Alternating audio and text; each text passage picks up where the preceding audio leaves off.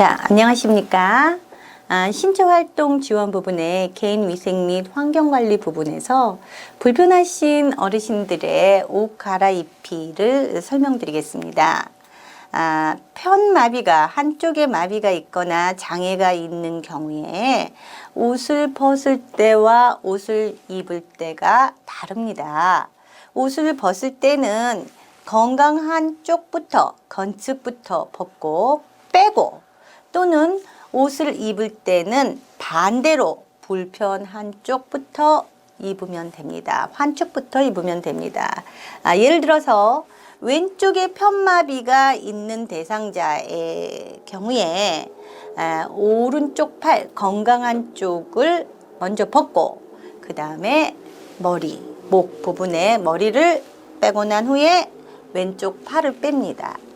반대로 입는 순서는 왼쪽 팔, 환측, 건강하지 않은 마비가 있는 팔부터 집어넣고, 그 다음에 머리를 집어넣고 오른쪽 팔을 집어넣으면 됩니다. 또한 수액, 여러분들이 얘기하는 링겔, 수액을 맡고 있는 대상자와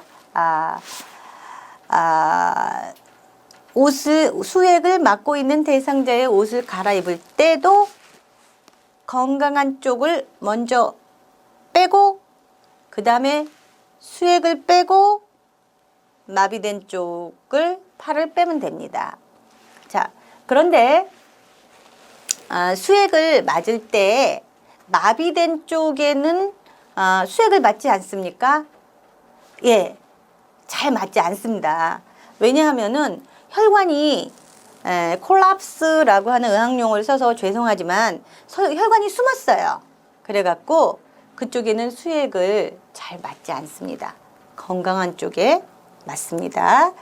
그래서 여러분들이 많이 질문을 하시길래 제가 생각이 나서 여러분들에게 말씀을 드립니다. 그래서 수액이 있는 대상자와 또는 마비가 있는 대상자랑 비슷하다고 생각하면 됩니다. 수액을 맞고 있는 대상자는 건강한 쪽에 수액을 맞지만 그것을 환측, 마비된 거라고 생각하시고 인식하고, 그 다음에 순서대로 하고, 입고 벗을 때는 반대로 하시면 된다라는 얘기를 제가 말씀을 드리고 싶습니다. 자, 왼쪽이 편마비인 경우에는 오른쪽 팔을 뺍니다.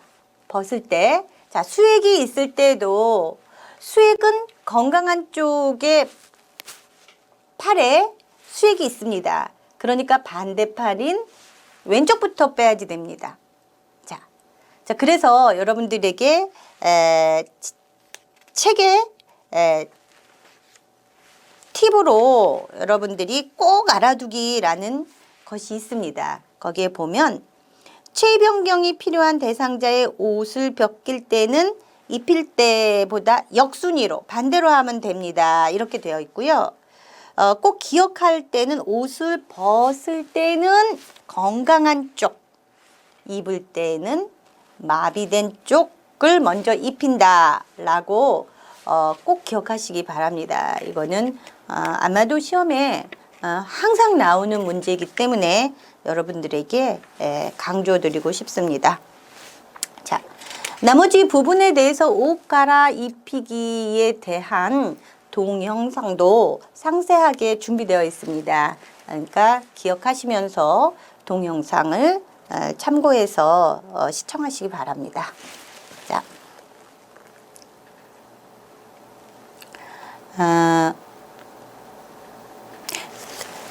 그 다음에 마비가 되어 있거나 아니면은 욕창을 방지하기 위해서 마비되지는 않았지만 이렇게 체위 변경을 하는 그러한 신체활동 지원이 있습니다. 그 부분에 대해서 한번 알아보겠습니다. 체위 변경과 이동을 할 경우에는 올바른 신체 정렬법이 있습니다.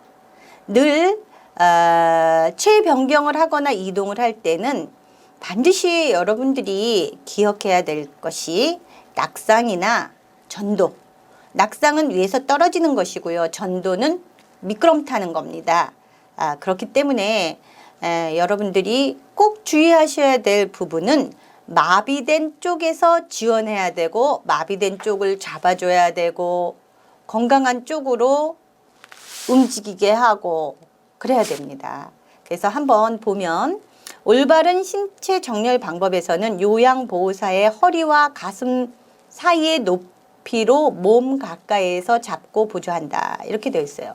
그러나 어르신이 조그맣고 왜소하고 가벼운 어르신이 있고 또는 요양보호사보다 크고 살이 많이 찌시고 무거운 어르신도 있습니다. 그런 경우에 가벼운 어르신과 별로 체중이 안 나가시는 어르신, 키가 작으신 어르신은 그렇게 어렵지 않습니다. 그러나 요양보호사보다 키가 크고 체중이 많이 나가시고 거기에다 마비까지 오고 그러면은 많이 어렵습니다. 그래서 이 올바른 체위 변경법을 정확히 이해하고 실시하지 않는다면 여러분들이 가장 우려하는 근골격계 질환이 발생할 수 있습니다. 안전사고도 당할 수 있습니다. 그래서 그런 경우에는 발을 적당히 벌리고 어깨만큼 벌린다고 생각하시면 되고요.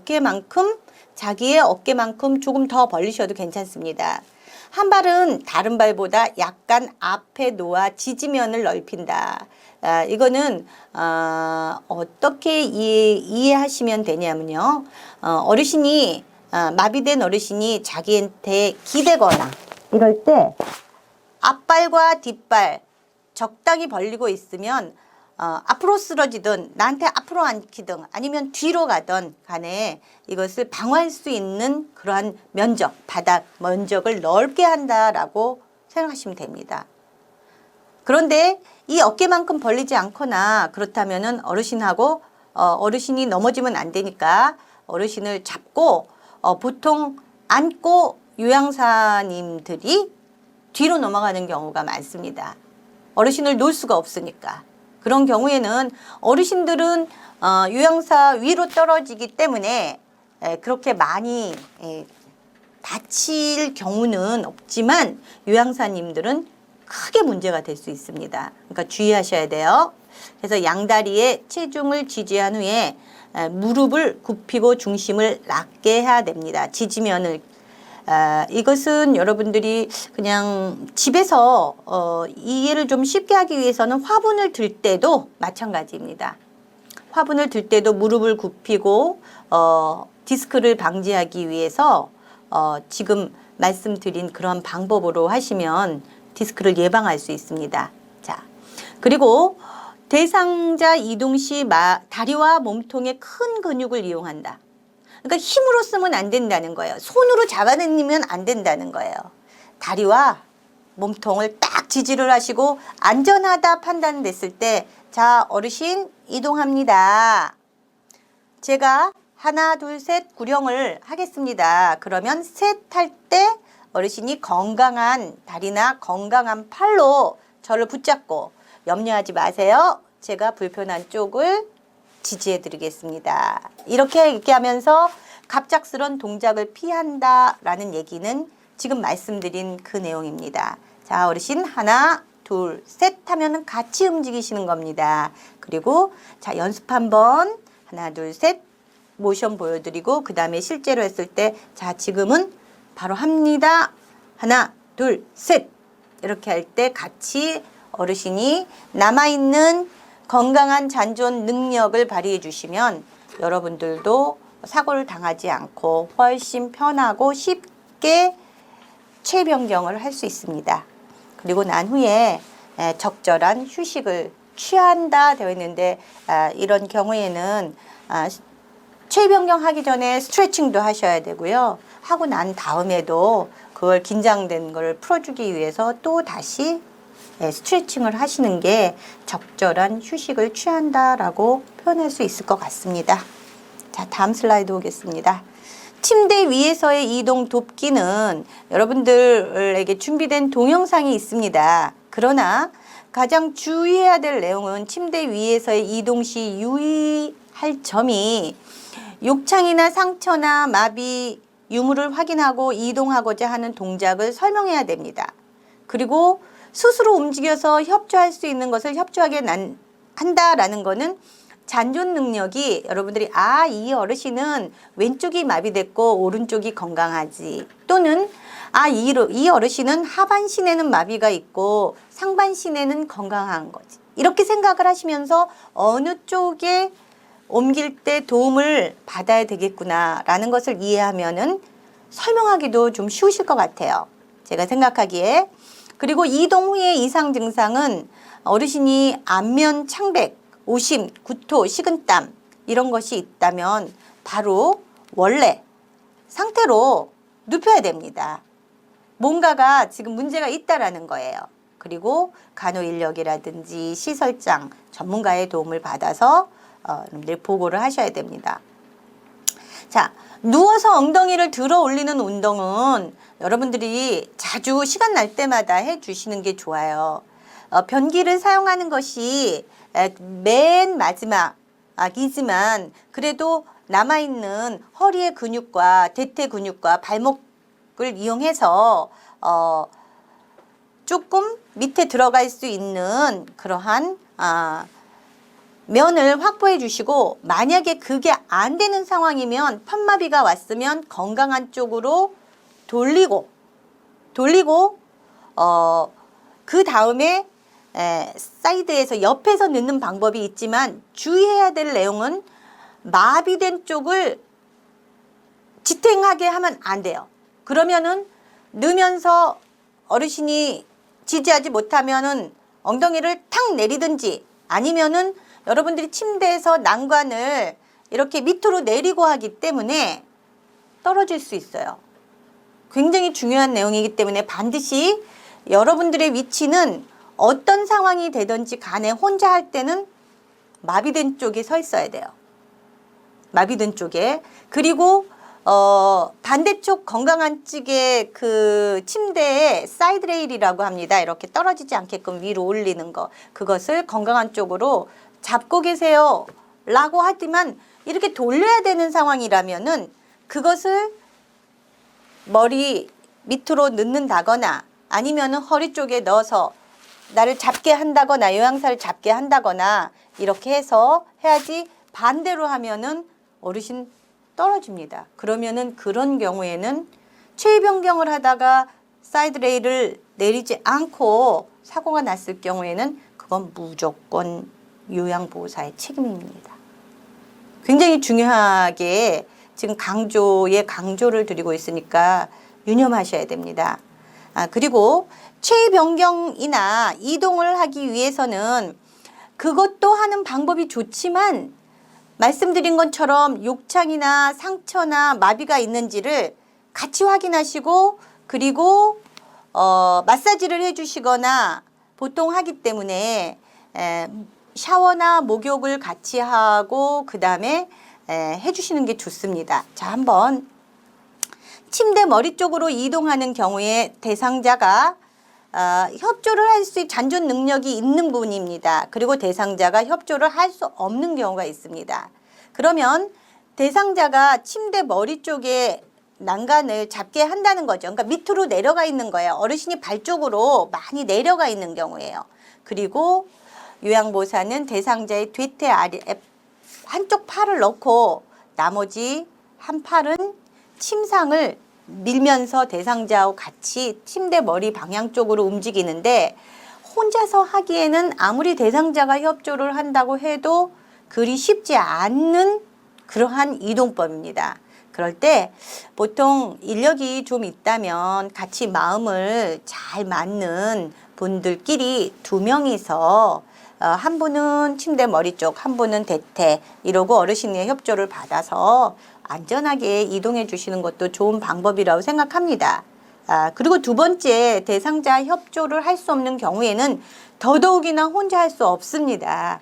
그렇기 때문에 침상 양편에 한 사람이 마주서서 해야 되는데, 이 경우에도 어떤 분들은 머리를 하거나 어떤 분들은 발을 잡거나 반대로 수직으로 이렇게 해서 밀어서 올리는 경우가 있습니다. 그럴 경우에는 어깨에 팔을 넣을 수밖에 없어요. 그리고 끄는 사람의 힘과 들어줘서 밀어주는 사람의 힘이 균형이 균등하게 맞지 않기 때문에 어깨에 탈골이거나 이런 것이 발생할 가능성이 많습니다. 그러니까 꼭 요양보호사님 두 분은 측면에서 옆에서 마주 보면서 동시에 들어서 머리 쪽으로 침대 머리 쪽으로 옮기시는 게 좋고요. 한쪽은 둔부 대퇴를 지지하면서 들어주면서 옮기는 것이 좋습니다. 이 부분에 제일 많은 요양보호사님들의 근골격계 질환 중에서 문제가 많이 되는 부분이기는 하지만 인력도 부족하고 그러면은 혼자 하는 경우도 많습니다. 그러다가 특히 고관절에 문제가 있는 요양보호사 선생님들이 할 수 없어서 혼자 할 경우에 한쪽에다가 힘을 주고 할 수밖에 없기 때문에 고관절이 삐끄덕하면은 굉장히 고관절 탈구까지 올 수 있는 아주 그 위험한 체위 변경과 이동을 돕는 방법이기 때문에 가능하면 근무하시면서 좋은 인간관계를 유지하시면서 그분에게 상대 방에 있는 요양보호사에게도 한번 도움을 요청하시고 또 그 요양보호사가 또 요청을 하면 도와주고 이러면서 어려운 일은 함께 이렇게 같이 하는 것이 좋습니다. 혼자서 할 수 있다고 잘못 판단하셔서 무리하게 이동하시지 말고 꼭 협조를 할 수 있는 경우에도 가능하면은 제 생각에는 두 분이 하시는 것을 권장드리고 싶습니다. 자, 다음 슬라이드 볼게요. 이 부분에서도 동영상에 자세하게 녹화가 되어 있으니까 참고하시기 바랍니다. 자, 침대 오른쪽에서 또는 왼쪽에서 이동하기, 옆으로 눕히기, 일어나 앉기 여러 가지 방법이 있습니다. 이론상으로 한번 설명을 드리면 대상자를 이동하는 쪽에 서야 됩니다. 그러니까 이분이 왼쪽에 있으면 오른쪽에 가서 있어야 됩니다. 오른쪽에서 왼쪽으로 있으면 왼쪽으로 이미 가 있어야 됩니다. 그러나 단 더 유의해야 될 사항이 편마비가 있으면 마비가 있는 쪽에 가 있어야 합니다. 꼭 유념하시기 바랍니다. 그리고 두 사람이 하면 상반신과 하반신이 한꺼번에 올 수 있지만 혼자서 이동을 시키면 절대로 상반신과 하반신이 같이 오게 하면 오력에 같이 오게 하기 위해서 여러분들이 힘을 쓰시면 여러분들 허리와 골반은 건강하지 않게 됩니다. 그래서 무게중심을 잘 이동해서 상반신 반, 하반신 반 이렇게 나누어서 이동을 하시는 게 좋습니다. 그리고 대상자가 두 팔을 가슴에 포갠 후에 이렇게 살짝 들어서 이렇게 굼굴리시는 것도 좋은 방법입니다. 이렇게 들어서 안쪽으로 앉는 것처럼 하고 상반신, 하반신, 또 하반신 먼저 또는 뭐 상반신 이렇게 나눠도 괜찮습니다. 한 손은 목과 겨드랑이에 넣고 그 다음에 다른 한 손은 허리 아래에 넣고 상반신을 이동시키고 하반신은 허리 엉덩이 아래에 손을 깊숙이 넣고 이동시키면 됩니다. 자, 이 부분도 동영상이 준비가 되어 있습니다. 그러니까 잘 보시고 유념하실 내용은 편마비가 있는 쪽에 여러분들은 가 있어야 된다는 것을 유념하시기 바랍니다. 사이드 레일을 올리고서는 절대로 두 분이 올라가서 침상 위로 올라가서 두 분이 안아서 이동할 수 있는 방법밖에는 없습니다. 그러니까 사이드 레일을 내리고 편측, 환측이라고 건강하지 않은 쪽이라고 이해하시고 그쪽에 반드시 빨리 넘어오더라도 빨리 잡아서 떨어지지 않게끔 주의해야 된다라는 그런 내용입니다. 옆으로 눕히기, 요양보호사가 돌려 눕히려고 하는 쪽에 선다. 돌려 눕히려고 하는 쪽으로 머리를 돌리고 양손을 가슴에 포개 놓는다. 무릎을 굽히거나 돌려 눕는 방향과 반대쪽 발을 다른 쪽 발 위에 올려놓는다. 이렇게 되는데 만약에 편측, 마비가 있는 쪽에는 반드시 건강한 건축, 다리 환측 밑으로 들어가야 됩니다. 손도 마찬가지예요. 손도 건강한 손이 왼쪽 환측에 손을 잡아서 자기 배나 가슴 위로 올리게끔 유도하셔야 됩니다. 그리고 어깨와 엉덩이를 지지하면서 돌려 눕힌 후에 엉덩이와 어깨를 움직여서 편안하게 이렇게 잡아주시면 됩니다. 이럴 때에 치의 변경할 때 시트가 많이 움직여요. 그러니까 다 하고 난 다음에 시트를 바르게 해서 주름이 안 잡히게 하고 욕창을 방지하는 것도 좋은 방법입니다. 일어나 앉기는 편마비에 대한 대상자는 대상자가 양쪽 무릎을 굽혀 세운 후 어깨와 엉덩이를 지지하여 돌려 눕는다라고 되어 있는데요. 그냥 일어날 수 없다는 거죠. 그래서 옆으로 한번 갔다가 이용해서 일어나야 된다는 거예요. 이럴 때에도 편마비 대상자니까 양쪽 무릎을 굽혀 세울 때 방법이 건강한 측은 자기가 이렇게 하고 그 다음에 왼쪽 무릎을 어르신 보고 이렇게 잡으라고 해서 일으킬 수도 있어요. 그런데 요양사님이 도와주실 때는 건강한 측은 어르신 보고 하라고 하시고 이렇게 잡아주면서 마비된 측을 이렇게 올려서 요양사님이 굽혀 세워주시면 됩니다. 그리고 어깨와 엉덩이를 지지하면서 그러니까 앞으로 앉는 거예요. 떨어지지 않게끔. 그리고 한 손은 등과 어깨를, 다른 한 손 엉덩이를 지지하면서 건강한 쪽으로 어르신 보고 붙잡으세요. 그리고 저는 등을 받쳐드릴게요. 그리고 무릎이 굽혀 있으니까 왼쪽, 오른쪽 환측을 이렇게 펴지지 않게끔 잡아주시면서 엉덩이 또는 겨드랑이 밑 또는 머리 이렇게 해갖고 해서 편한 쪽으로 해서 짚고 일어날 수 있게끔 하면 됩니다. 그러나 어르신이 키가 크시고 덩치가 크신 경우에 지금 어떨 때는 허리 부분과 그 배 쪽으로 넣을 수도 있고요. 그러나 겨드랑이 쪽을 넣어주시는 게 가장 잘 이동도 하고 안전하기도 한데 아마도 그 남자 어르신인 경우에는 여러분들이 겨드랑이까지 이렇게 손을 넣는다는 것이 조금 어려울 수도 있지만 여러분들이 안전하게 하는 것이 어떻게 하는 것인지를 잘 생각을 하면서 하셔야 됩니다.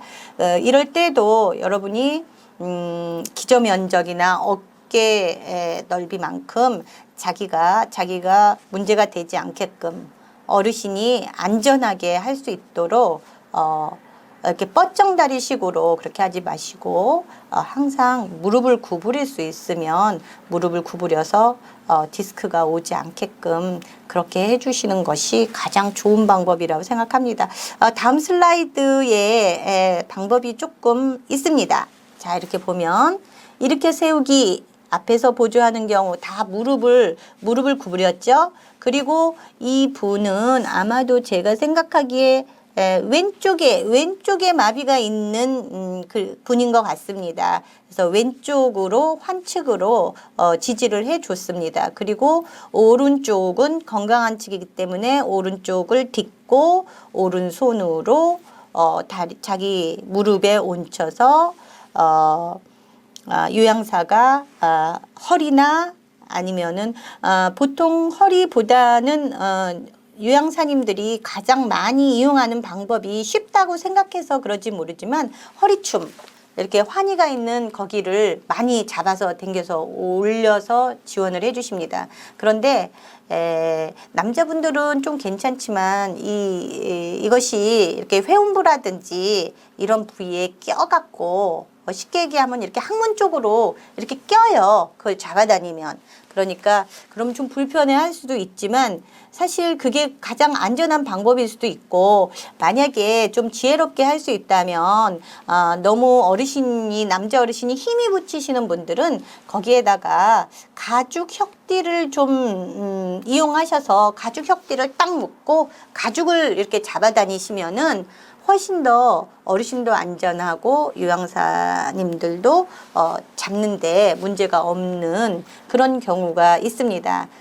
그래서 저는 가끔씩 요양사님에게 교육을 시킬 때 가죽 협대, 근데 넥타이라든지 이렇게 끈은 꽉 매야 되기 때문에 조금 더 불편할 수 있어요. 그러니까 그렇게 해서 어르신들 대상자나 요양사님들이 안전하고 편하게 그렇게 이동하시면서 보조해 주는 경우가 저는 좋다고 생각합니다.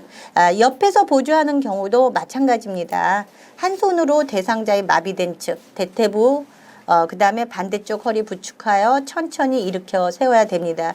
이 같은 경우에도 여러분들이 허리뿐만이 아니라 고관절, 만약에 이 같은 경우에 오른쪽 고관절에 문제가 있는 요양사나 왼쪽도 마찬가지입니다. 그럴 경우에 여러분들이 혼자서 하는 것보다는 조금 도움을 받아서 같이 하는 게 좋은데, 편마비는 한쪽만이 문제가 되기 때문에 이렇게 일어나서 하는 경우는 침상보다는 혼자서 하는 경우가 많으실 거예요. 그러니까 일이라고 생각하기 전에 자기 자신의 건강도 예방하고 안전사고 일어나지 않도록 무리하게 움직이시지 않도록 잘 판단하셔서 이동을 하시기 바랍니다. 자, 침대에서의 체위 변경은 다음 슬라이드입니다. 체위 변경의 목적은 호흡 기능이 원활하게 하고 폐 확장, 폐를 열어준다는 것이에요. 여러분들이 이렇게 똑바로 누워 있다가 30도나 45도나 90도로 이렇게 일어나서 앉을 수만 있다면 폐가 확장됩니다. 조금 이해를 돕기 위해서 호흡 기능이 원활하고 폐 확장을 촉진해야 되고 이런 거를 좀 쉽게 이해를 돕고자 제가 하나의 예를 들어서 좀 설명을 드리겠습니다. 폐에 문제가 있는 만성 호흡기 증후군 또는 폐암이거나 아니면은 이렇게 일어나서 이렇게 앉아서 숨을 쉬어야지만 가능한 그런 대상자들이 있습니다. 이게 만성 호흡기 질환인데요. 그런 경우에 잘 모르고 제가 간호 때 제가 요양일 경우에 집에 사는 요양일 때 어르신 힘드시니까 누우세요 이렇게 하면 안 됩니다. 왜냐하면은 호흡 기능이 누우면은 이렇게 밑으로 이렇게 폐나 또는 기타 심장이 밑으로 또는 방광도 다 밑으로 이렇게 깔아앉아요. 중력이에요, 이게. 그렇기 때문에 소변도 잘 못 보고, 그래서 전부 45도나 90도나 이렇게 일으켜 세워야지만 그것이 자연적으로 만류 인력의 법칙에 의해서 소변도 내려가고 대변도 내려가고 지금 이 호흡 기능도 원활해지고 폐도 확장돼서 좋습니다.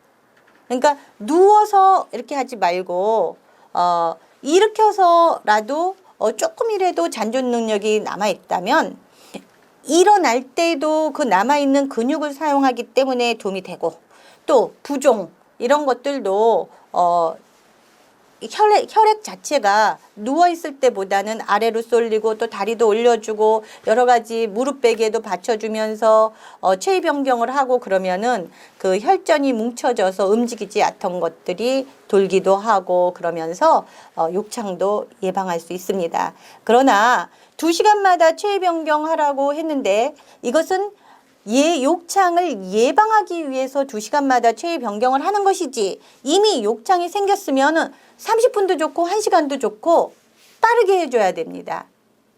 주의하셔야 돼요. 그냥 2시간마다 체위 변경을 하면 되겠구나 했는데 이미 욕창이 생기신 분을 2시간 동안 방치하면 절대 안 됩니다. 아주 중요한 내용이기 때문에 여러분들이 이미 욕창이 생겼으면 30분도 좋고 1시간도 좋고 빨리빨리 2배 이상으로 횟수를 늘려주셔야 되는 것을 유의하시기 바랍니다. 기본 체위의 형태는 바로 누운 자세는 앙화이라고 표현을 하는데요. 휴식하시거나 잠을 잘 때의 자세입니다. 그러나 허리가 많이 굽으신 분들은 바로 누울 수 없습니다. 오히려 약간 구부려서 옆으로 그렇게 휴식을 취하거나 잠을 주무시는 것이 더 좋습니다. 특히 여자 어르신들, 허리가 많이 굴절되신 분들의 케이스라고 보면은 됩니다. 반앉은 자세, 반자에는 아까 얘기한 것처럼 숨이 차거나 얼굴을 씻을 때, 식사위나 위관 영양을 할 때 이렇게 돼 있으니까 반앉은 자세는 여러분들 이렇게 식사할 때 놓는 그 식탁이 있어요. 식사를 하기 위해서 거기에다가 베개를 하나 올려놓고 이렇게 엎드리게 하시거나 그러면은 눕는 자세보다 훨씬 편합니다.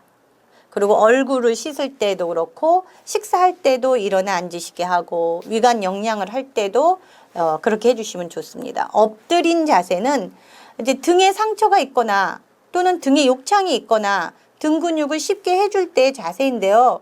이때는 아랫배와 발목 밑에 작은 베개를 등을 받치면은 허리와 넓적다리의 긴장을 완화시켜 줄 수 있기 때문에 좋은 방법이 될 수 있을 것 같습니다.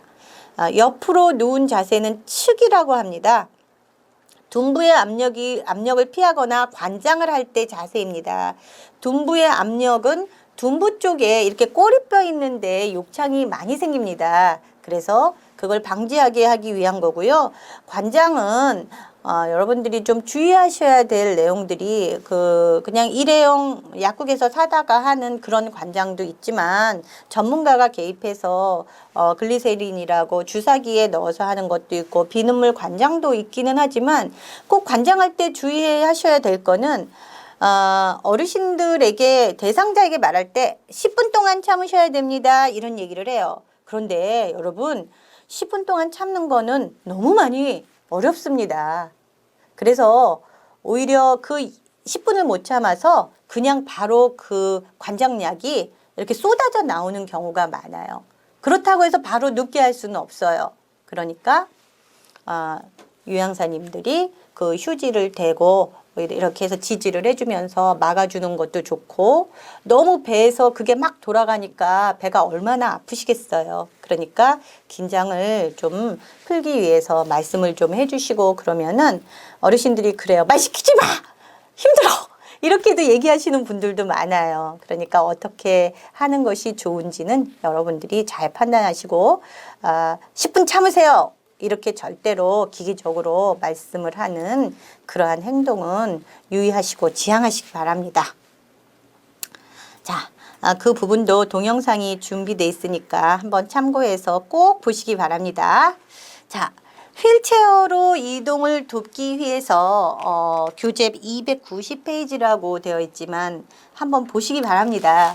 휠체어는 여러 가지 부분이 있습니다. 그러나 가장 기본적으로 주의해야 될 부분은 이제 제어 부분입니다. 브레이크 부분이에요. 잠금 장치 부분입니다. 그래서 늘 잠금 장치가 풀려져 있는지 닫혀져 있는지를 보셔야 됩니다. 또는 그 다음에 주의할 내용은 어르신이 손으로 휠체어를 타고는 갈 수 있을 때, 움직일 수 있을 때 작동은 하지만 발이 불편하실 때, 특히 한쪽 편마비거나 있거나 그러면 휠체어가 넘어지면서 사고가 나는 경우가 굉장히 많아요. 그 이유는 발판, 발 받침대에 그 마비된 그 발이 반드시 올려져 있는지를 꼭 보셔야 돼요.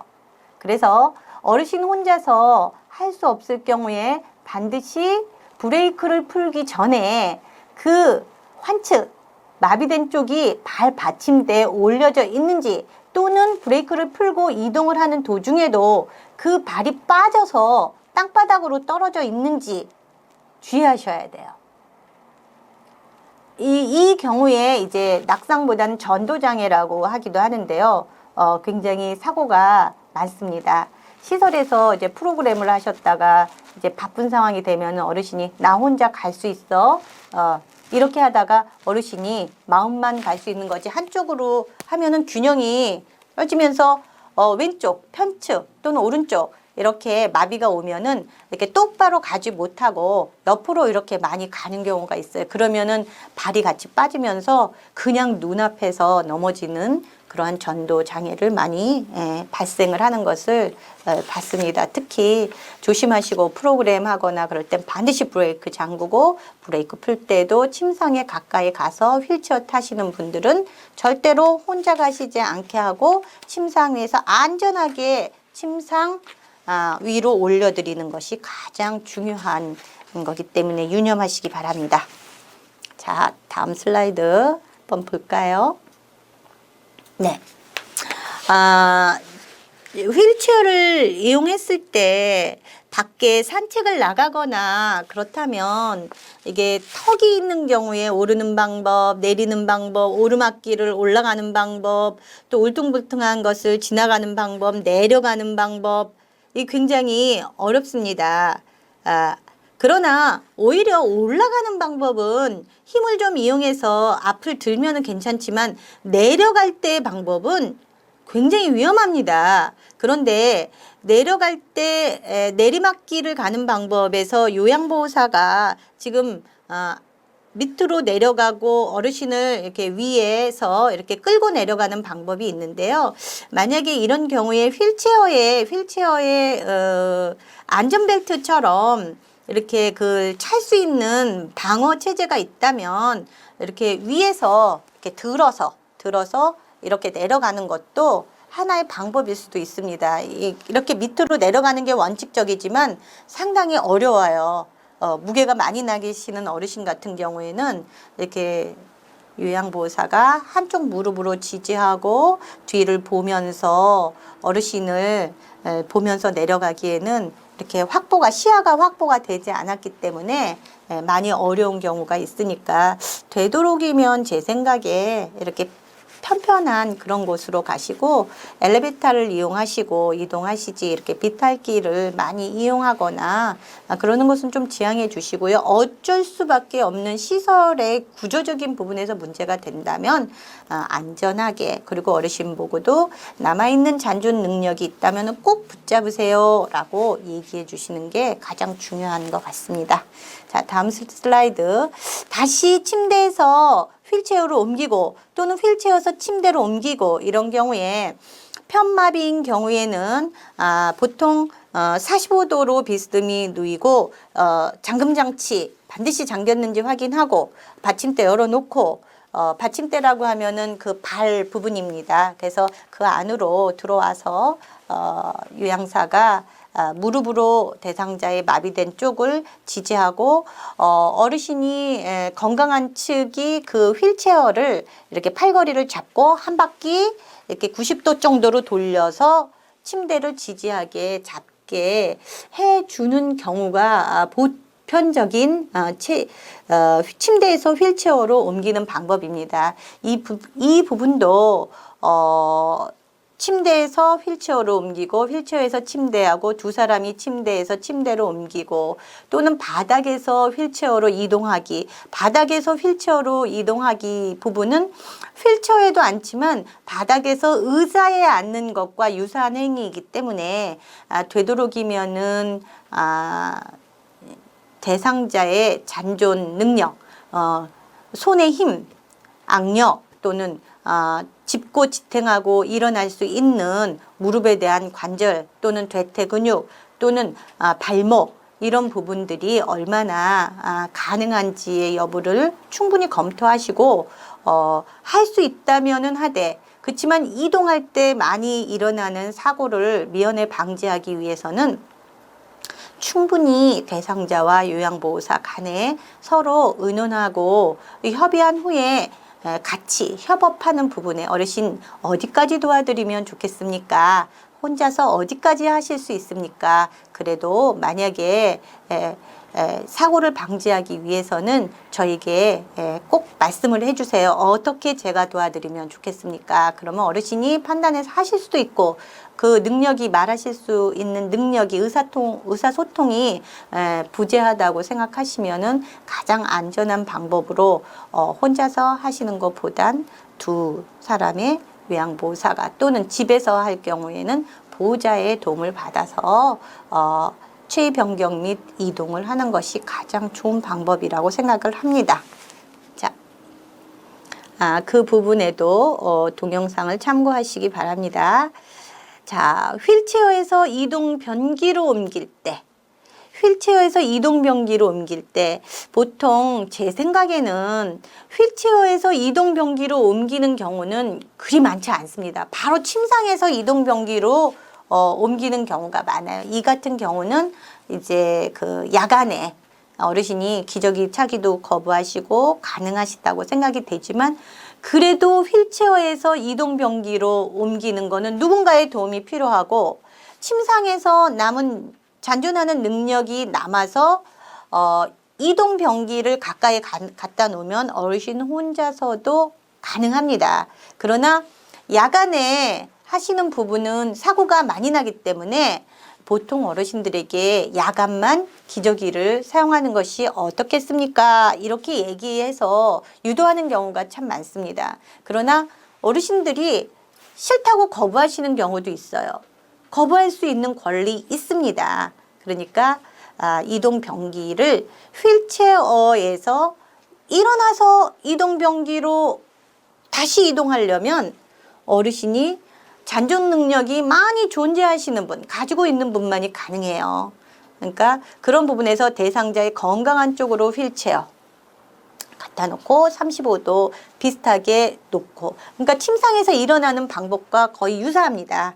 그리고 요양보호사는 대상자의 무릎과 허리를 지지하고, 아까 말씀드린 것처럼 가능하다면 어르신의 바지춤을 잡을 수도 있지만 혁대, 가죽 혁대를 이용하는 방법도 굉장히 안전하게 어르신을 이동할 수 있는 좋은 방법이니까 한번 시도해 보시기 바랍니다.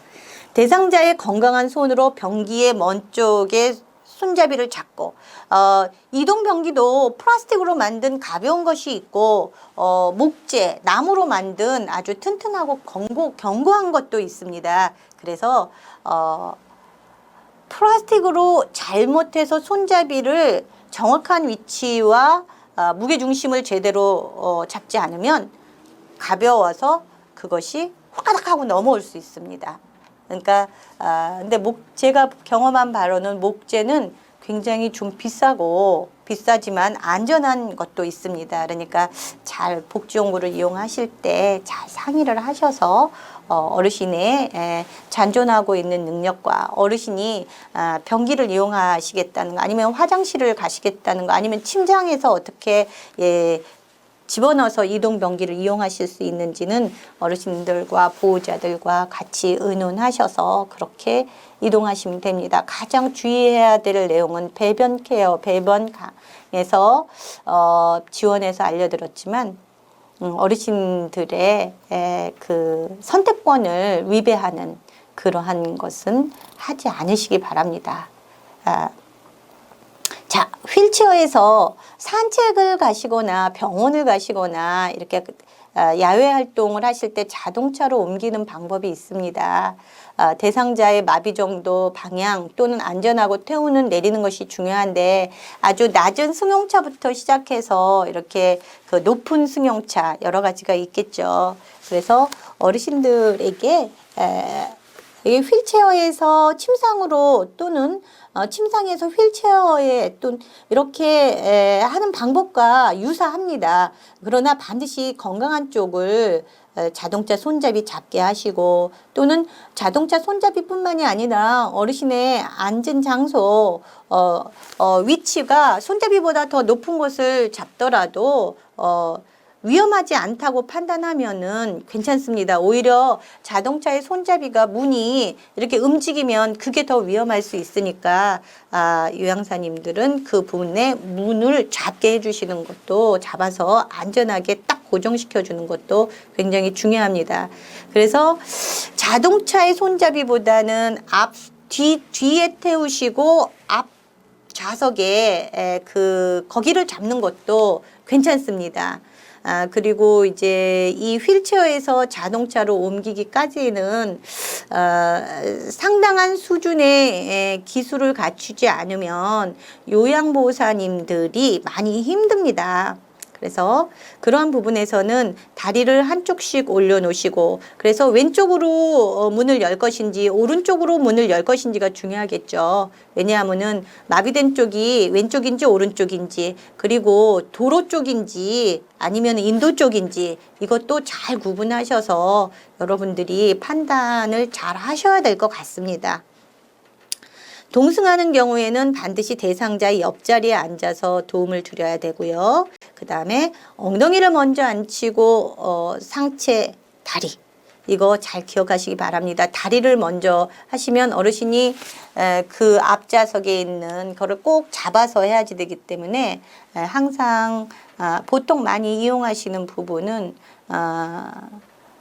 어르신의 그 바지 춤을 많이 이용하시기도 하고, 그렇지만 어르신들에게 한 번씩 여쭤보세요. 어떻게 하는, 자기 스스로 알고 있어요. 자주 이용해 보신 분들은. 그래서 서비스를 혹시 먼저 제가로 가시거나 이런 분들은 시설에 오실 수 없습니다. 시설에 오시는 분들은 나름대로 치매 어르신인 경우에 약간의 불편하신 경우에는 하지만 신체적으로 문제의 결함이 있다면 도움을 많이 주셔서 보호자나 요양보호사, 또는 요양보호사는 주차장으로 내려가서 하는 것보다는 보호자들에게 많이 맡기고 하기 때문에 도움을 받으셔서 그렇게 이동을 하시는 게 좋을 것 같습니다. 자, 보행을 돕기 위해서는 선 자세에서 균형을 잡기도 하고, 보행 벨트라는 것도 있고, 보행기도 있고, 또는 지팡이를 짚기도 하고, 여러 가지 방법이 있습니다. 그래서 선 자세에서 균형 잡기를 할 때는 의자에서 손잡이 잡고 약 3분간 서 있도록 연습을 시키지만, 여러분들이 물리치료실에 가면은 이렇게 벽에다가 이렇게 붙여놓은 그러한 그 난간이 있습니다. 그래서 제가에 계신 분들은 장기요양 서비스의 등급을 받으면 등급에 따라 약간 다르기는 하지만 복지 용구를 임대하거나 구입할 수 있는 권리가 생깁니다. 그러니까 되도록이면 제가에서 있는 그 서비스라든지 오래 제가에 계셨으면 좋겠습니다. 시설로 바로 이동하시지 않고, 그리고 시설에서는 한 1년 정도라든지 한 잠깐 2년 정도 이렇게 계시다가 임종을 맞이하는 것도 좋을 것 같아요. 그래서 제가에서 얼마나 근력을 또는 관절을 구출을 예방했는지 안 했는지에 따라서 어르신 상태가 시설로의 유입이 빠르고 늦고의 차이가 있습니다. 그래서 어떻게든지 스스로 잔존 능력을 많이 활용을 하셔서 일어나서 앉아서 내가 할 거야, 내가 할 수 있을 거야, 한번 내가 해볼게, 이런 표현을 하신다면 많이 도움을 주시지 않고 부분 도움만 드리는 것도 저는 좋은 방법이라고 생각합니다. 자, 보행 벨트에 대한 것은요, 대상자가 이렇게 허리 벨트에 맞춰서 뒤에서 잡아주는 거예요. 뒤에서. 절대로 여러분들이 잘못 판단하셔갖고 앞에서 손을 잡고 하나, 둘, 셋 이렇게 해갖고 해서 앞으로 끄는 경우가 많아요. 사실은 그게 별로 좋지 않은 부분이에요. 어르신이 갈 수 있도록 뒤나 옆에서 편측해서 그 마비된 쪽을 지원하면서 어르신과 같은 방향을 보면서 가는 것이 가장 좋아요. 약간 늦게 가기는 하지만, 그래서 여러분들이 앞에서 절대로 끌어서 아무리 천천히 한다 그래도 건강한 요양보호사의 리듬과 그 어르신의 리듬이 다를 수 있고, 꼭 그렇게만 해야 된다면 건강한 측을 먼저, 물론 계단을 내려갈 때는 건축과 마비된 측이 올라오고 내려가고가 다릅니다. 그래서 불편한 쪽 뒤에서 벨트 손잡이를 잡아서 같은 방향 쪽으로 이동하면서 보행을 돕는 방법이 가장 좋다고 봅니다. 성인용 보행기를 사용할 때는 어르신들이 뭐 일어서서 이렇게 그 배에다 대고 갈 수 있는 경우도 있지만, 나름 이렇게 허리가 굽은, 요즘에는 유모차 비슷한 것도 어르신들이 재가에 계신 분들은 많이 이용하시는데, 보행기의 손잡이가 고무 받침이 닳지 않았는지를 확인하는데, 여러분은 이동할 때 이거 말고도 약간의 그 사발 이동식이 있어요. 그런데 그게 네 바퀴가 다 있는데 그 네 바퀴가 다 있는 것이 위험하기 때문에 앞에는 바퀴를 해놓고 뒤에는 이렇게 그 테이프 같은 거를 붙여서 조금 불편하고 늦게 가지만 앞에만 바퀴를 해놓는 것도 전도장애나 낙상 방지를 위한 좋은 방법이라고 저는 생각합니다. 그리고 팔꿈치가 약 30도로 구부러지도록 둔부 높이를 조절한다고 되어 있는데, 이거는 벌써 어르신들이 딱 잡아보면 알아요. 허리가 굽으신 분들은 30도로 조정할 수 없습니다. 이렇게 굽어 있기 때문에 이미. 그리고 굽어 있는 경우는 30도를 유지하지 못하고 이렇게 이 그림에서처럼 배를 딱 댈 수 없어요. 이렇게 뒤로 많이 빠져 있어요. 그래서 오히려 잘 굴러가면은 이렇게 여기에 그 힘을 주면은 그 약한 알루미늄처럼 생겨서 무겁지 않습니다. 그래서 이게 휘가닥 뒤집어지면서 어르신이 바로 앞으로 꼬부라질 수 있어요. 그랬을 때 아까 제가 얘기한 것처럼 사발, 네 발의 뒷부분은 테이프로 움직이지 않도록 잘 굴러가지 않도록 이렇게 힘을 좀 주면은 이렇게 훅가닥 하고 넘어갈 수 있는 것을 좀 방지할 수 있습니다. 그래서 양쪽 다리가 약한 대상자 또는 한쪽 다리만 약한 대상자, 이런 부분들은 집에서는 그 사발 4개가 있는 그거를 사용하시고, 또 괜찮으시고 허리만 굽으시고 밖에 외출이 가능하시는 분들은 보행기를 이동하시는 것도 좋은 방법이라고 생각을 합니다.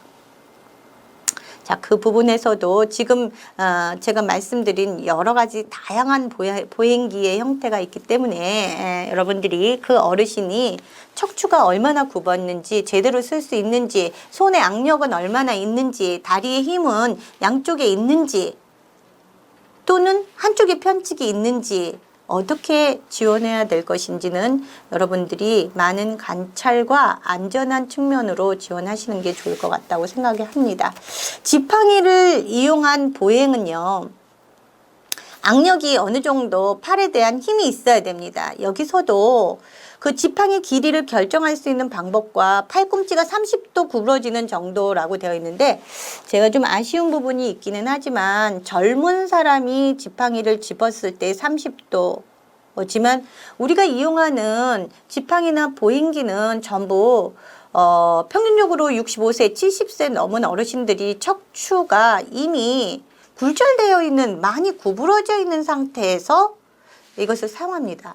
그렇기 때문에 제가 원칙이라고 되어 있는 30도 구부러진 정도는 시험에는 이렇게 나올 수도 있을런지 모르겠지만 개인의 그 허리 굽은 정도에 따라서 다르다는 것을 여러분들이 꼭 기억해 주시기 바랍니다.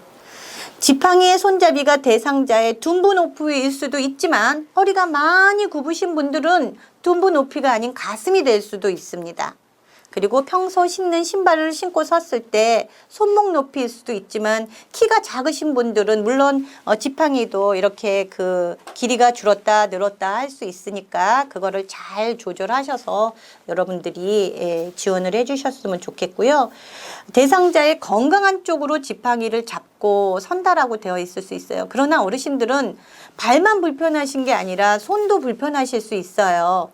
그렇기 때문에 손의 악력을 많이 키우는 근육을 가지고 계신다면 지팡이도 집을 수 있겠지만, 지팡이를 못 집으시는 분은 사발 지팡이라고 하는데, 조금 이렇게 지팡이 그 밑에 4개의 발이 달린 지팡이가 있어요. 안전해요. 근데 좀 무거워요. 그거는 좀 안전성에 대해서는 좋지만 좀 무거워서 이렇게 걸을 때 불편할 수는 있지만, 참고로 해서 여러분들이 위험하다고 판단하시면 복지연구를 지원하거나 상담해 주실 때 이렇게 4개가 있는 안전한 것이 있습니다. 이렇게 얘기를 하고요. 또 어떤 어르신은 이런 것이 노인이 됐다라는 것을 이렇게 스티그마 이렇게 표식이 되기 때문에 이렇게 등산용 지팡이 뾰족한 거 그거를 드시는 분들도 많아요. 근데 그거는 조금 이렇게 소리도 많이 날 뿐더러 고무가 없기 때문에 위험하고 이렇게 이렇게 보도블록 같은데 찍히면은 오히려 넘어질 수도 있어요. 그러니까 조심하셔야 될 것 같고요. 지팡이의 바른 각도나 위치는 오른쪽으로 오른쪽이 건강하다 그러면 오른쪽에서 15cm 또 우측으로 15cm의 지팡이의 위치가 있지만 왼쪽으로 섰을 때는 반대로 15cm 또는 좌측으로 15cm가 지팡이의 정확한 위치라고 판단하시면 됩니다. 평지와 계단을 내려갈 때는 지팡이가 먼저 내려가고 마비된 쪽 놓고 그 다음에 건강한 쪽이 내려갑니다. 계단을 오를 때는 역으로 지팡이를 먼저 짚고 건강한 쪽에 다리를 놓고 만약에 올라간다면 마지막으로 마비된 다리가 올라가는 게 좋습니다. 그러나 이렇게 평지와 계단을 내려가거나 계단을 오르내리는 경우에는 제가 생각하기에는 복지연구 중에서 난간이 있습니다. 그것을 조금 그 집 주변에 박을 수만 있다면 그 집에 이렇게 그 계단이 있는 그러니까 구옥 오래된 집 같은 경우에는 벽에다 그걸 설치하면서 지팡이도 짚고 왼쪽으로 혹시 가능만 하다면 능력이 남아있으면 그쪽으로 짚고 올라가시는 것도 저는 좋다고 생각합니다. 참고로 저희 어머니도 이 노인 장기요양보험을 이용하시는 대상자인데요. 설치하기가 그렇게 쉽지는 않았지만 그 비스듬히해서 45도 각도로 이렇게 그 난간을 해놓으니까 어머님이 훨씬 편하게 그거를 지탱해서 올라가시는 그런 경우를 제가 봤습니다. 여러 가지 혼자서 할 수 있고 또 그렇지 않은 경우에 복지용구를 이용할 수 있는 방법도 있지만 반드시 복지용구를 이용하실 때는 어르신이 키높이 또는 어르신이 이 시연 한번 해보세요 라고 했을 때 어르신에게 꼭 맞는 되도록이면 근접한 그런 복지용구를 설치하시고 빌리고 또는 구매하셔야지만 될 거라고 저는 생각을 합니다. 자, 이송을 돕기 위한 경우에는 어르신들이 이렇게 사고가 났을 경우를 제외하고는 시설이나 재가에서는 별로 없을 것 같아요. 그러나 이 부분에는 이송을 할 때 혼자서 하는 경우는 별로 없습니다. 이미 시설도 그렇고 재가에서도 그렇고 119 구급대원들이 와서 도움을 줍니다. 그래서 이렇게 이송판이 필요한 경우라면은 벌써 그 구급대원이 와서 다 갖고 와서 많이 도움을 주니까 여러분들이 그 구급대원에 이렇게 말을 해서 어떤 것을 도와주셔야 됩니다라고 얘기하시면 지금 이 그림을 참고하셔서 도움을 주시면 될 것 같습니다. 다만 이렇게 의식이 없을 경우에 밀고 당길 수 없는 대상자를 들어 올릴 때 이 경추 넘어지면서 혹시 경추 침상에서 떨어지면서 어깨골절이나 뭐 고관절이나 이런 게 많이 나갈 수도 있지만 잘못해서 떨어지면은 머리부터 떨어지거나 그러면은 경추도 골절이 되면서 이 머리에 피가 나거나 그러면은 경추를 잘 지탱해 줘야지만 상반신과 하반신 전체 마비를 방지할 수 있습니다.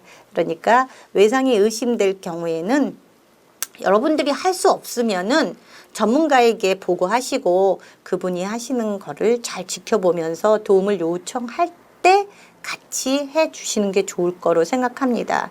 뭐 이 같은 경우는 교통사고도 마찬가지입니다.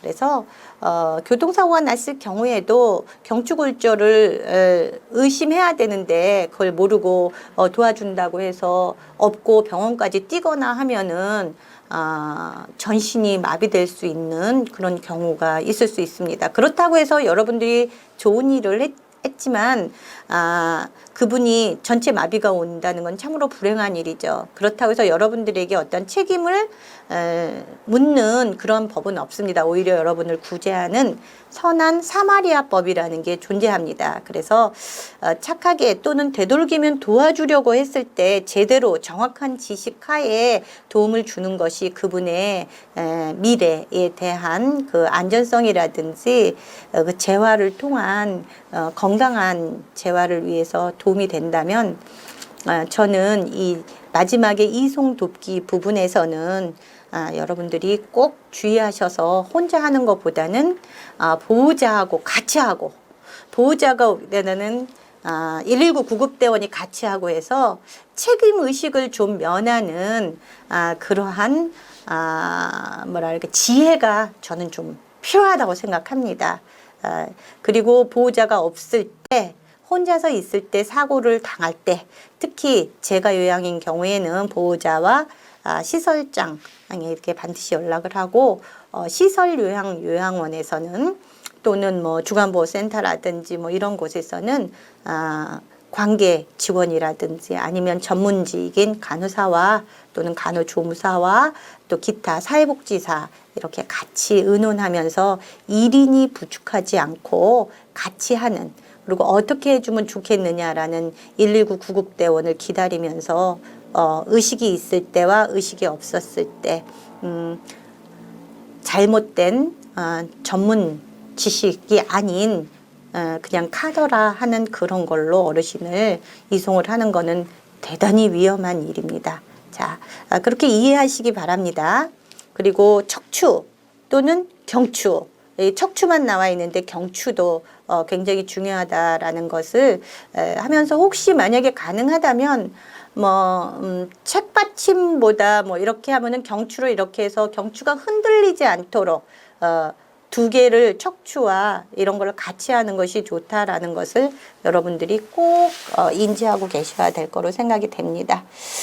자, 그렇다면 이제 그 신체적인 치의 변경이나 이런 걸 떠나서 감염성 질환에 대한 부분의 감염은 여러 가지가 있습니다. 일단 호흡기 계통에도 있고 요로도 있고 전신 중앙에도 있고 여기는 없지만 피부에도 있습니다.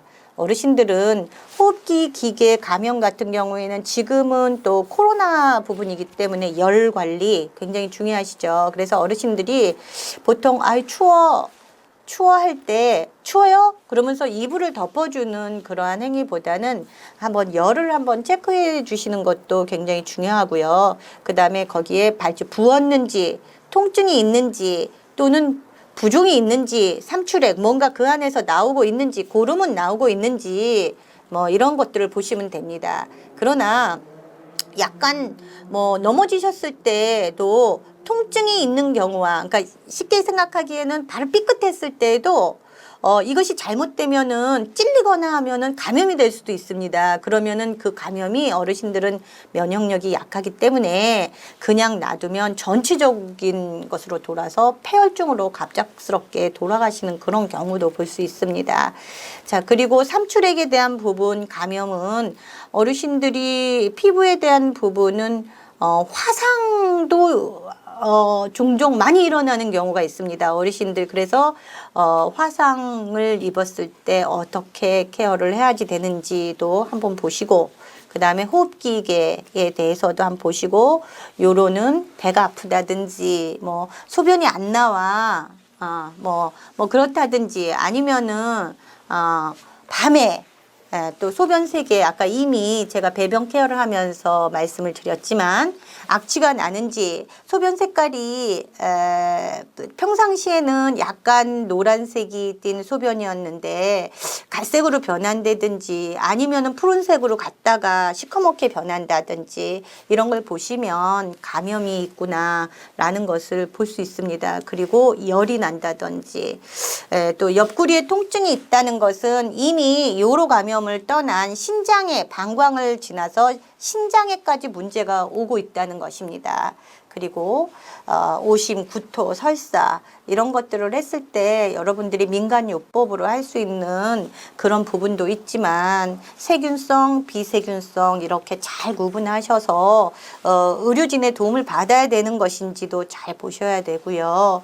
그 다음에 전신 증상인 경우에는 뭐 발열, 발진 또는 뭐 여러분들이 요즘에 대상포진 이런 것들도 어르신들 면역력이 약해져서 뭐가 조금 났는데 자꾸 호소를 하시는데 통증을 그것을 간과해 버리면 대상포진 한번 이렇게 오기 시작하면은 굉장히 어르신들이 힘들어 하십니다. 그리고 많이 오세요. 시설이거나 재가에서도 대상포진도 많이 옵니다.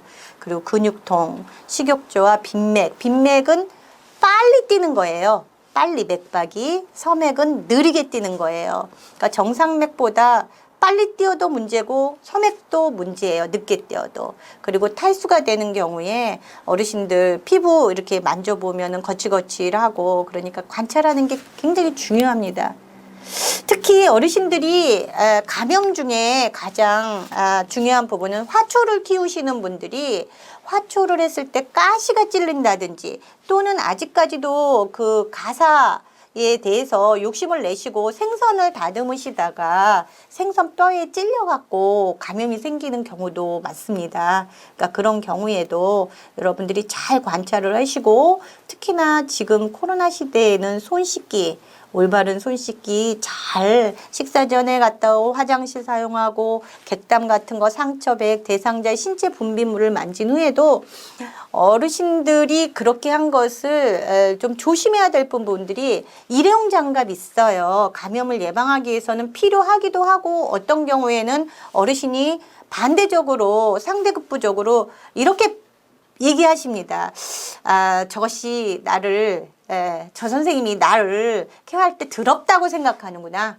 그래서 장갑을 끼는구나. 이렇게 판단할 수도 있고요. 어르신이 또 반대로 안 끼면 이 사람 저 사람 다 만지고 나를 이렇게 하면 내가 옮기면 어떻게 하냐. 그러니까 이럴 때도 어르신에게 자기 결정권인 선택권을 주어서 여러분이 어르신을 하나를 선택하게 하면은 물어보세요. 그러면은 훨씬 더 케어하시기가 편하시지 않을까 싶어요. 그리고 이 감염 부분에서의 하나 맞물려서 말씀드리고 싶은 것은 배변에서 제가 말씀을 좀 드렸어야 되나 말씀드리지 못한 내용이 있어요. 어떤 어르신들은 소변을 보거나 그랬을 때도 빨리 갖다 치우라고 이렇게 말씀하시거든요. 그런데 요양사님들은 그렇게 안 하고 어떨 때는 조금 있다가 해드릴게요. 그리고 그냥 다른 바쁜 일이 있어서 깜빡하는 경우가 많으시거든요. 그러면은 어떤 어르신은 자기가 할 수 있다고 판단해서 침상에서 내려와서 이동변기에다가 눈 부분이기 때문에 그것을 빼서 화장실로 가다가 전도장애 일으켜서 고관절도 나가시고 무릎관절도 나가시고 이런 경우가 많습니다. 그러니까 어르신이 있으면 더러웠다고 생각해서 위생적인 부분도 생각하시고 감염 부분도 생각하시면서 바로바로 그 오염된 그 변기나 세탁물이나 이런 것들은 좀 여러분들이 빨리빨리 치워주시는 게 훨씬 좋을 것 같습니다. 단 감염 부분에서 보호자들과 상의하면서 가끔씩 좀 문제가 되는 경우가 있지만요. 일회용 기저귀인 부분입니다. 그런데 어르신들만 사시는 경우에는 어르신들이 면기저귀를 사용해 달라고 얘기하시는 분도 있고요.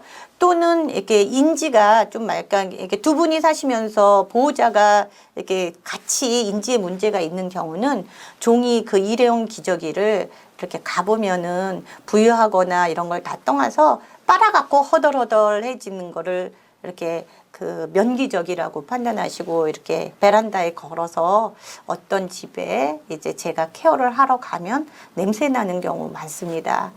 이제 그런 부분에서도 여러분들이 오해받으시면서 아낄 줄 모른다고 옛날 어르신들이거든요. 다 80, 90 된 그런 어르신이기 때문에 보호자하고 잘 의논하시고 안 보는 상태에서 이렇게 몰래 갖다 버리시거나 이런 지혜를 좀 가주셨으면은 여러분들이 이런 감염과 관련한 부분에서는 맞습니다. 버려야 됩니다. 그럼에도 불구하고 제가 경험을 좀 말씀드렸습니다. 의류, 물건 따로 세탁한다. 또는 혈액, 체액이 묻은 거 찬물로 닦고 더운 물로 헹구며 소변. 근데 이거는 요즘에는 일회용으로 되어 있어서 다 그냥 버리시는 거를 다 원칙으로 하고 있습니다. 그러나 아까 얘기한 기저귀 부분에 대해서는 어르신들이 그렇게 원할 수도 있고요. 그 다음에 일회용 장갑 끼는 부분에 대해서는 그렇게 말씀을 하세요. 또 어떤 분들은 어르신들이, 보호자들이 생각하기 나름이겠지만 주방에서 쓰는 그 고무 장갑하고 화장실을 청소하면서 쓰는 고무 장갑이 달라야 합니다. 그런데 어르신들은 뭐 주방에서 장갑을 끼고 해 그냥 손으로 하고 화장실도 그냥 손으로 하면 되지 이것저것 왜 이렇게 준비해 달라는 게 많아 이렇게 얘기하면 그것을 반대급부로 생각을 해서 어르신의 위생과 감염에 관련한 부분이라고 얘기하면서 잘 설득을 하시면 어르신들도 이해할 수 있지 않을까라는 생각이 듭니다. 자, 위생관리 제가 말씀드렸어요. 옷, 침구에 땀이나 분비물 많으면 미생물, 특히 아까 말씀드린 이것도 많습니다. 자, 요양보호사의 위생관리는 어르신들만의 위생관리가 중요한 게 아니라 요양보호사의 위생관리도 대단히 중요합니다. 제가 이미 말씀 다 드렸어요. 자주 칫솔질 해주시고 냄새나지 않게 해주시고 어르신들을 위한 땀이나 흘리고 허드레한 일이라고 생각하지 마시고요. 깔끔하게 하시기 바랍니다. 그리고 손을 자주 씻고 이렇게 로션, 물리를 자주 하시기 때문에 많이 건조해져요. 그리고 중요하게 생각하는 거는 여러분들의 그 외관적인 미용을 생각하고 하는 거 좋습니다. 예쁘게 아름답게 꾸미시는 거 찬성합니다. 그러나 서비스를 할 때만큼은 손톱도 짧게 깎고 반지도 다 빼고 귀걸이도 빼고 그리고 파진 옷도 입지 마시고 그 이유는 제가 설명을 안 드려도 반지나 귀걸이 때문에 어르신들에게 긁히거나 걸려서 사고가 일어날 수도 있고 본인 요양보호사도 귀가 찢어질 경우도 있고 여러 가지 부분이 있습니다. 많이 파진 옷은 여자분들은 괜찮지만 남자 어르신이 대상인 경우에는 성인지 부분에서 많은 부분에 문제가 돼서 성폭력이거나 이런 것을 유도하게 될 수 있습니다. 그러니까 시설에서도 마찬가지고 그래서 여러분들이 요양 일을 하면서 너무 화려한 몸차림이거나 그런 부분은 안 하시는 것이 좋다고 생각합니다. 가운이나 신발은 깨끗하게 유지하시고 어르신 댁에 가서도 어떤 요양사님들은 자기가 신을 덮어선을 손수 가지고 와서 하는 부분도 있습니다. 그럼 어르신 대상자는 우리 집이 더러워서 그렇다는 것이지 이렇게 판단하고 얘기하지 않고 마음속에 두실 수도 있지만 그 부분도 이 건강과 감염을 위한 한 부분의 예방이라고 생각하면 여러분들이 지혜롭게 행동할 수 있을 것 같습니다. 그것이 대상자와 접촉 시 분비물 묻지 않도록 하는 일회용 장갑 끼는 겁니다. 오염된 장갑은 정해진 곳에 버리고 그리고 요즘같이 코로나 때 마스크 반드시 여러분들 쓰시고 들어가자마자 손 씻고 가운 장갑 착용하고 어르신들과 얘기할 때도 마스크 꼭 끼고 하시고 일회용 보호장은 재사용하지 말고 버리고 그런데 어르신들은 아깝기 때문에 한 번 더 사용해도 된다고 판단하시는 부분에 요즘에 코로나 부분에서 말씀드리면은 어르신들의 건강과 감염에 대한 부분이기 때문에 아마 인지가 있으신 분들은 거의 이해하실 거라고 생각이 들고 인지가 없으신 분들은 보호자의 동의나 보호자를 설득시켜서 여러분들이 감염을 예방하시기 바랍니다.